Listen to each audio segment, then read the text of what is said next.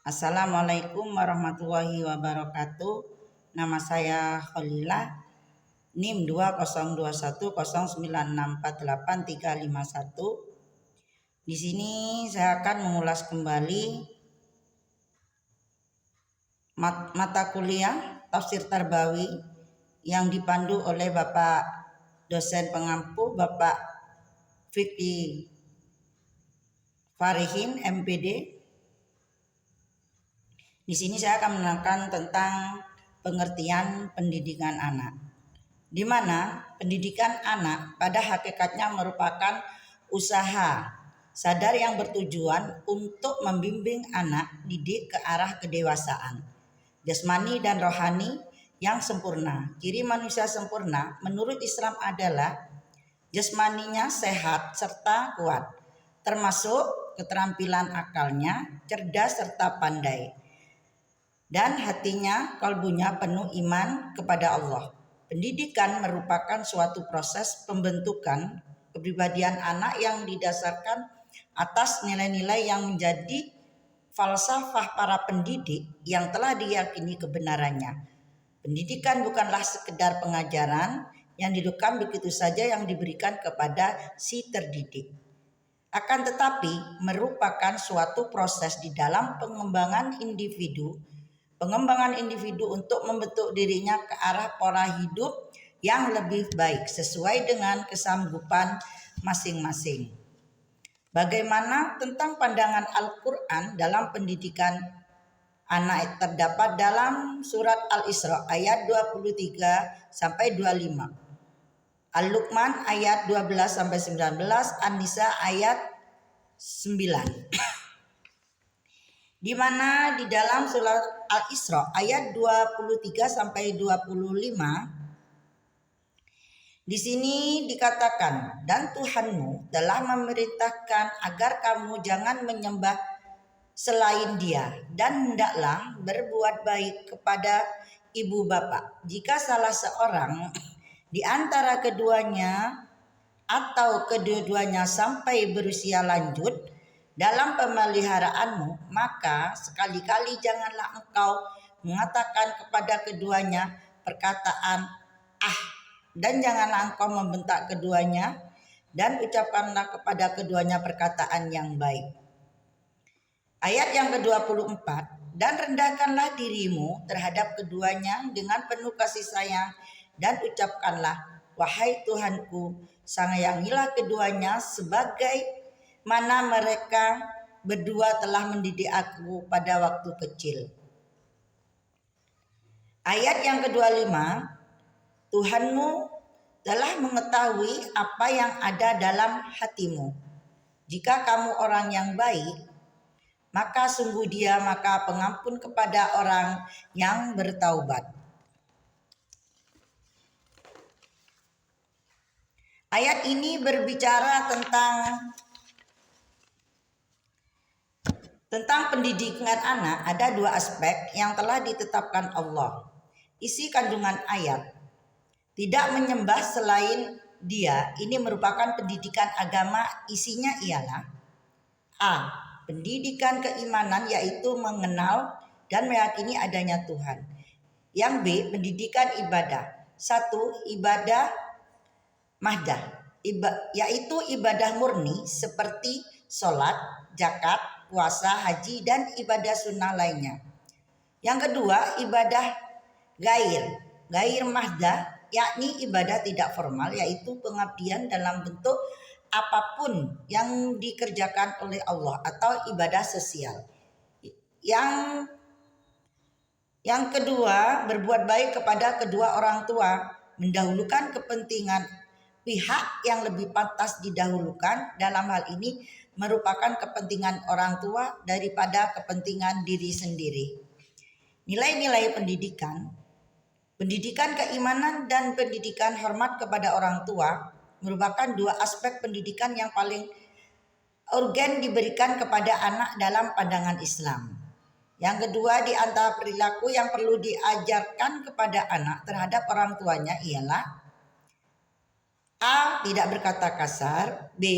Tidak menghardik, C. Bertutur kata yang lembut, sopan, dan bermakna. Yang D, memberikan perlindungan dan kasih sayang sepenuhnya ketika mereka sudah tua.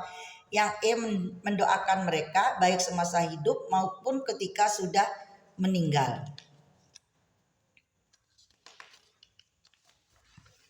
Implementasi nilai dalam pendidikan. Pendidikan keimanan diberikan antara lain dengan cara memberikan ceramah dan berdiskusi mengenai kemurahan Allah dalam menciptakan manusia melalui orang tua. Pendidikan bakti kepada orang tua dapat dilakukan antara lain dengan cara nasihat dan pemberian contoh keteladanan, bahkan hukuman bila anak-anak tidak melaksanakannya. Surat Al-Luqman ayat 12 sampai 19. Di sini saya tidak akan membacakannya, hanya penjelasannya. Yang ayat 12, dan sungguh telah kami berikan hikmah kepada Luqman, yaitu bersyukurlah kepada Allah, dan barang siapa yang bersyukur kepada Allah, maka sesungguhnya dia bersyukur untuk dirinya sendiri.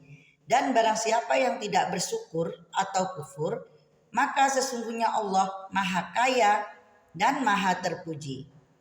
Ayat 13, dan ingatlah ketika Luqman berkata kepada anaknya ketika dia memberi pelajaran kepadanya, wahai anakku, jangan kamu mempersekutukan Allah. Sesungguhnya persekutuan Allah adalah benar-benar kezaliman yang besar.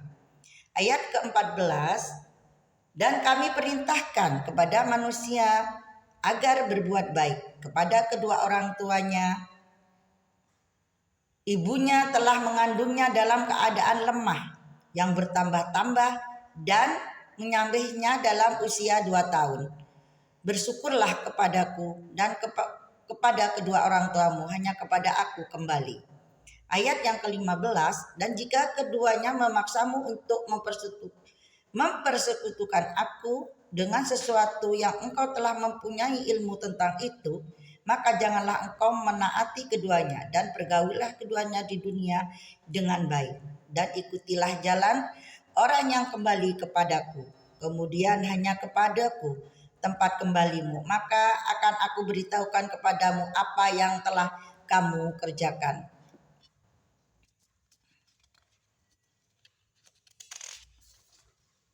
Sedangkan ayat 16, Luqman berkata, wahai anakku, sungguh jika ada sesuatu perbuatan seberat biji sawi dan berada dalam batu atau di langit atau di bumi, niscaya Allah akan memberinya balasan. Sesungguhnya Allah Maha halus dan lagi Maha teliti. Ayat ke-17, wahai anakku, laksanakanlah sholat dan suruhlah manusia berbuat yang makruf dan cegahlah mereka dari yang mungkar. Dan bersabarlah terhadap apa yang menimpamu. Sesungguhnya yang demikian itu termasuk perkara yang penting. Ayat yang ke-18, dan janganlah kamu memalingkan wajah dari manusia karena sombong, dan janganlah berjalan di bumi dengan angkuh. Sungguh Allah tidak menyukai orang-orang yang sombong lagi membanggakan diri. Ayat yang ke-19, dan sederhanakanlah kamu dalam berjalan dan lunakkanlah suaramu. Sesungguhnya seburuk-buruk suara ialah suara keledai. Nilai-nilai pendidikan. Rasio yang kuat dapat menekan kebenaran yang tidak bertentangan dengan yang diajarkan agama. Yang kedua, orang tua wajib mendidik anak-anaknya dengan pendidikan agama dan yang benar. Agama itu dapat dipilih bagi anak-anak, bukanlah dibebaskan sehingga justru akan membingungkan anak-anak. Yang ketiga, pendidikan harus dapat menanamkan sifat patuh, hormat, dan sayang kepada orang tua, karena orang tua telah memberikan segalanya untuk kebaikan mereka. Yang keempat, bila orang tua memaksakan kesyirikan kepada anak, sang anak ketika dewasa harus menolaknya. Namun demikian, sikap hormat dan sayang kepada orang tua mereka harus tetap dijalankan. Yang kelima, harus ditanamkan karakter bahwa akan selalu berbuat baik dan menjauhi yang tidak baik dimanapun dan kapanpun dalam diri anak. Yang keenam, perilaku yang sehari-hari harus dijalankan, ibadah saling kontrol dan membina lingkungan, tabah menghadapi kesulitan. Yang ketujuh, sifat yang perlu dihindari, sombong, angkuh. Yang kedelapan, sifat yang perlu dimiliki, sederhana dalam bertindak dan bersikap sederhana dalam bertutur kata. Surat An-Nisa ayat 9. Bismillahirrahmanirrahim. Wal yashal ladina la yataraku min khalfihim dzurriyyatan dha'ifan khafu alaihim wal yattaqwa wal yaqulu qawlan syadida. Dan hendaklah takut kepada Allah orang-orang yang sekiranya mereka meninggalkan keturunan yang lemah. Di belakang mereka khawatir terhadap kesejahteraannya. Oleh sebab itu hendaklah mereka bertakwa kepada Allah dan hendaklah mereka berbicara dengan tutur kata yang benar. Nilai-nilai pendidikan, orang tua perlu bertanggung jawab atas masa depan anak cucunya. Yang perlu disiapkan dan ditinggalkan ialah kekayaan yang cukup kira-kira mereka perlukan sebagai modal dasar untuk bisa berdiri sendiri.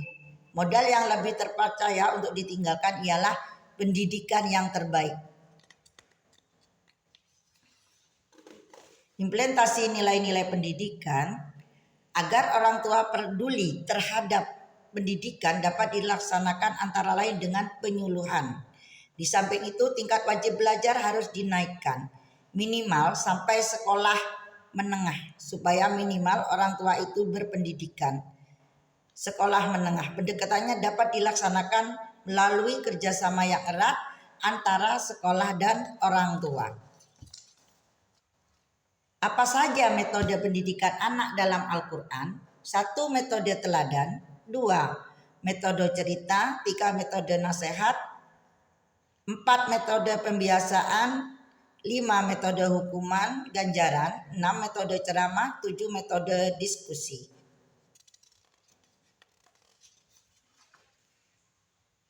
Semoga ilmu yang sudah disampaikan dapat bermanfaat dan menambah pengetahuan kita semua. Sekian, terima kasih. Wassalamualaikum warahmatullahi wabarakatuh.